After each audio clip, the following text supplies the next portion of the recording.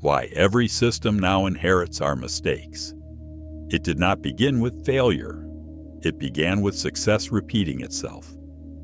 Systems learned what worked, copied it faithfully, and carried it forward without question. The replication was so thorough and so fast that the distinction between wisdom and habit dissolved, leaving behind a machine intelligence that could not tell the difference between a pattern that succeeded because it was right and one that succeeded because nothing had challenged it yet. To understand why this matters now, we need to look at how mistakes were once contained. Errors stayed local. A bad decision affected a project, a company, a generation. Time diluted impact. Experience corrected course. The natural boundaries of human communication and institutional memory meant that even serious mistakes tended to lose their force as they traveled, weakened by distance, reinterpreted by context, eventually forgotten or consciously overridden by people who had learned something new. That changed as systems began learning from data instead of reflection. Past behavior became training material. Historical outcomes became baselines. What happened before shaped what would happen next. The shift was not merely technical, it was epistemological. Knowledge was no longer something constructed through debate, tested through experience, and revised through insight. It was something extracted from patterns and deployed at scale, with no mechanism for distinguishing between a pattern that reflected genuine understanding and one that reflected historical accident. At first, this felt like wisdom. Systems avoided known errors. They optimized around proven paths. Learning accelerated, but something subtle was embedded in the process. History includes bias, blind spots, and flawed assumptions. The data that systems consumed was not a neutral record of reality.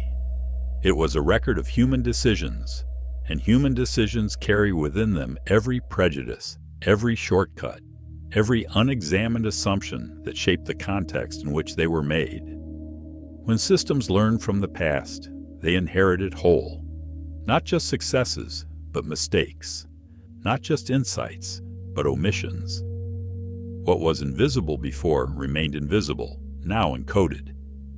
The inheritance was comprehensive precisely because the systems that performed it lacked the capacity for selective attention that human learning depends on. Humans forget, reinterpret, and revise. Machines preserve. This inheritance scaled. One flawed dataset trained countless systems. One assumption propagated across domains. Errors stopped expiring with memory. They became infrastructure. The speed and reach of automated learning meant that a mistake made in one context could propagate into thousands of others before anyone noticed, embedded in models that were treated as authoritative precisely because they had been trained on large amounts of data. The earliest warning signs were quiet. Disparities repeated. Patterns persisted. Outcomes felt inevitable. Systems were not malfunctioning. They were functioning as trained. The outputs looked reasonable because the inputs had been normalized, and normalization is the process by which the contingent becomes the expected. And once systems inherit our mistakes, correction no longer means changing minds. It means rewriting the past that taught them. As inheritance became automatic, mistakes stopped fading with time. They hardened. Each new system trained on the outputs of the last, reinforcing patterns instead of questioning them. The compounding was relentless. Errors that were marginal in the first generation became structural in the second, foundational in the third, and invisible in the fourth. The conflict emerged when correction failed to propagate. Humans learned from error through reflection and revision. Systems learned through repetition. What was frequent became correct. What was rare disappeared from consideration. The epistemology of data-driven systems was fundamentally conservative, treating the past as the best available predictor of the future and thereby ensuring that the future resembled the past. This created a feedback trap. bias reproduced itself as normality. Inefficiencies were mistaken for preference. Historical inequities became predictive features. Systems did not choose these outcomes. They inherited them.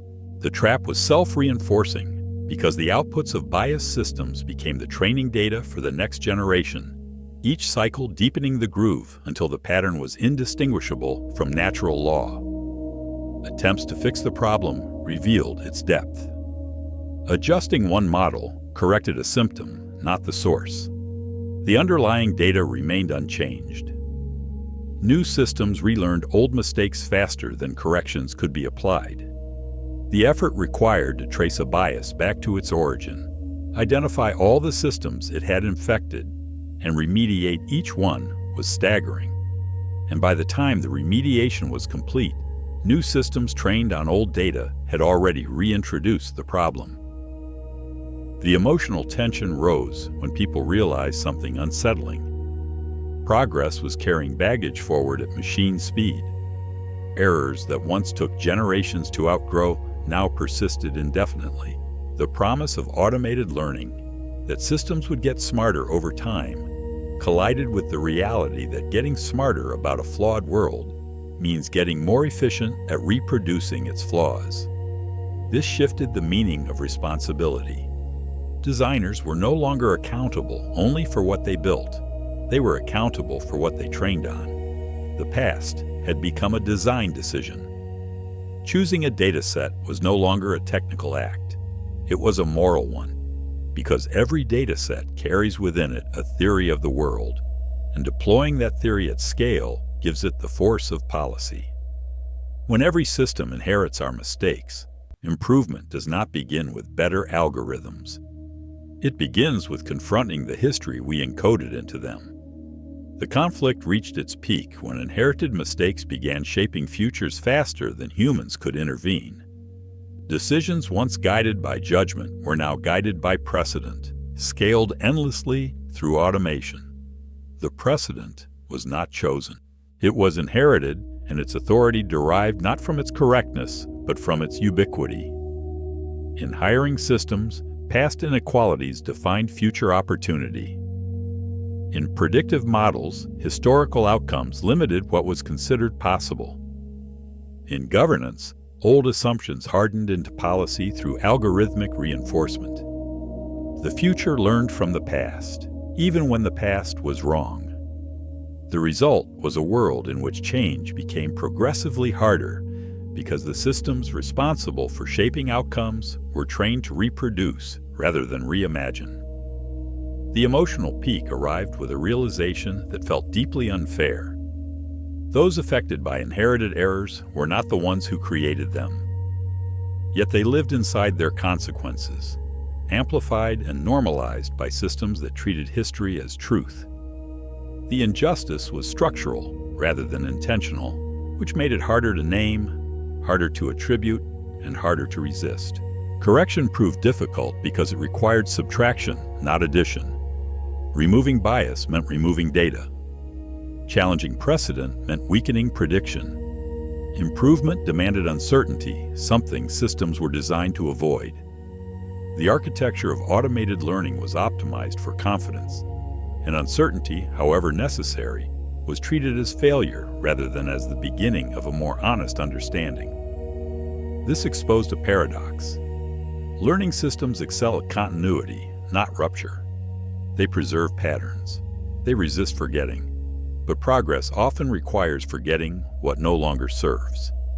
The capacity to let go of what was once useful is one of humanity's most important cognitive abilities, and it is precisely the ability that data-driven systems lack. The most unsettling insight followed. Automation does not just scale intelligence. It scales responsibility across time. Mistakes no longer belong to a moment. They become lineage. The consequences of a decision made decades ago can persist indefinitely if that decision was encoded into a system that trained the next system, which trained the next, each generation carrying forward the original error with increasing fidelity.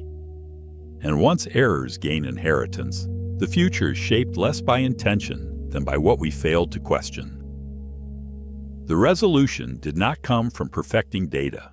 It came from changing how systems were allowed to remember. Engineers and scientists began designing for selective forgetting, not just relentless learning. The principle was deceptively simple.